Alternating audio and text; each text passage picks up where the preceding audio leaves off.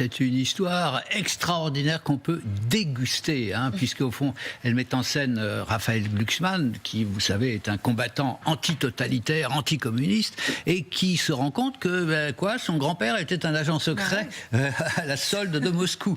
Donc voilà, c'est une histoire assez exceptionnelle qu'on apprend effectivement.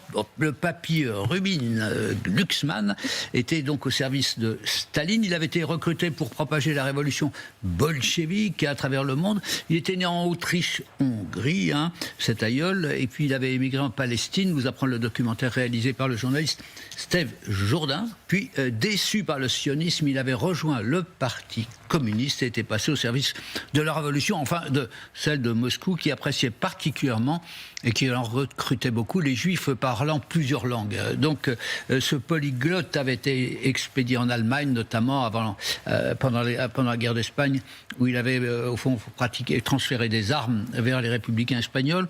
Puis on le signalait en France, ensuite en Angleterre, où il aurait été expulsé vers le Canada. Et donc le piquant de cette histoire familiale, c'est qu'il y a eu aussi le père de Raphaël Glucksmann, qui après avoir été maoïste, était devenu antitotalitaire, très engagé.